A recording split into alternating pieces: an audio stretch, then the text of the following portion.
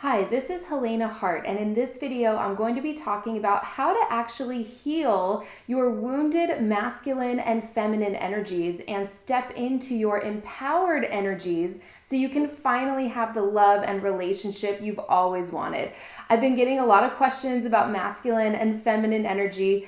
If you're here, you're probably familiar with some of these concepts. I talk about them a lot in my videos and newsletters and programs. But just in case you're not familiar, I'll lay the foundation for you. Masculine energy is the part of you that's about doing things and thinking and solving problems and making decisions, while feminine energy is the part of you that's about feeling and receiving, being in the moment and allowing things to unfold organically. And we all have both masculine and feminine energy inside of us. Men and women have both, and they both play a really important role in our lives. You know, when we're working or getting things done, our masculine energy is really useful. And in relationships, like when we're with a man, being in our feminine energy is incredibly powerful and attractive. So that's sort of the foundation, masculine energy versus feminine energy. And I've been getting a lot of questions about this and asking me to go a little deeper. So this is a really advanced concept. It's actually from my program, The Art of Getting the Commitment You Want, but it will be really helpful for you no matter where you're at in your love life, whether you're single and looking to attract the love of your life, or if you're in a relationship, even if you're married and you want to bring your man closer than ever.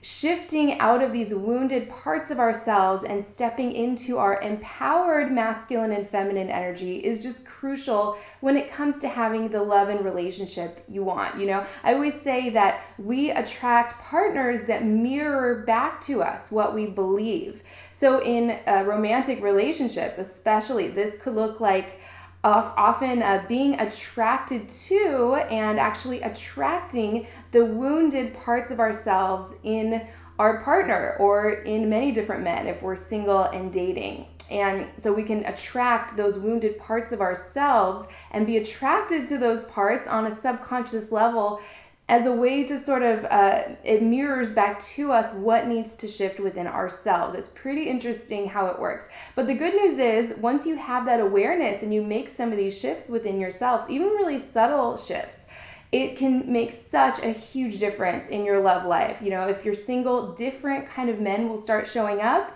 men who are better matches for you and who really want to cherish you and take care of you emotionally. And if you're in a relationship, your partner will actually start to see you in a whole new way, and it can really shift the dynamic in a fantastic direction. So let me give you the basics here. So empowered masculine energy looks like making plans, knowing what the next steps are, following through and taking action. So if you're tackling your to-do list, or if you're working, or a lot of times if you're raising kids or, you know, working on your hobbies or passions, you're in that empowered masculine energy. You know what to do, you're following through, and you're taking the necessary steps to figure things out and get things done. And that's a great thing. It has such an important place in a lot of different areas of your life. Now, wounded masculine energy looks like manipulation, pushing and shoving your way into trying to get your way all the time, throwing a tantrum or bullying, or just kind of doing whatever it takes to get your way at all costs without paying attention to how that might affect the other person. So while empowered masculine energy gives freely without an agenda, wounded masculine energy is always trying to get your agenda met no matter what it takes. So that's wounded masculine energy versus empowered masculine energy. We'll move on to feminine energy now.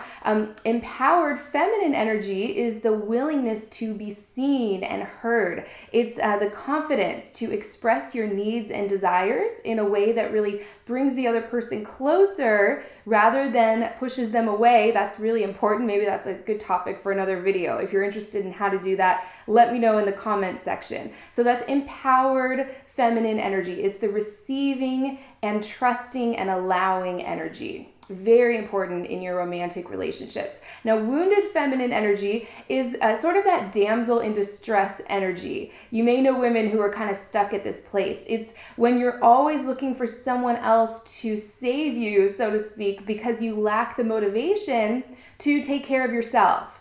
So while empowered feminine energy is focusing on self-care and pleasure, setting boundaries, saying no to things that don't feel good to you, so you have time to say yes to the things that will feel good and are important to you. That's being in your empowered feminine energy. While the wounded feminine energy can just feel frustrated and hopeless, and you're always kind of waiting for your partner to make everything right. That's a big clue that you're in your wounded feminine. Also, feelings of doubt, hopelessness, I may have mentioned, never trusting that things are working out in your favor. That's also the sign of the wounded feminine. So I would love to hear from you. Let me know where you might be able to make some shifts into your empowered masculine energy and empowered feminine energy. Now, I do want to mention we all have different combinations of all four of these. I've certainly been in a place where I've been in my wounded masculine and feminine. We all have these different parts of ourselves operating. So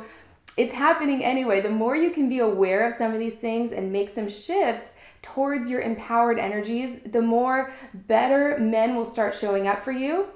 It's going to be reflected back to you in the men you're attracting. Or if you're with a man, it can really shift the dynamic in the relationship where he'll just feel compelled to get closer and closer. He might not be able to put his finger on it, but he'll just feel this desire to kind of want to hold you in his arms and really commit to you forever if he hasn't already. That's why this is part of my program, The Art of Getting the Commitment You Want. So I wrote an article on this for those of you who are interested in learning about this a little more, going a little deeper into these concepts. I'll post a link to that in the comment section. But that's sort of the basics, how to shift out of your wounded energies and step into your empowered energies so everything will start to fall into place in your love life. Again, I'd love hearing from you. Feel free to type in your thoughts and experiences with some of these things in the comment section. I hope that this was really helpful for you, and I will see you next time.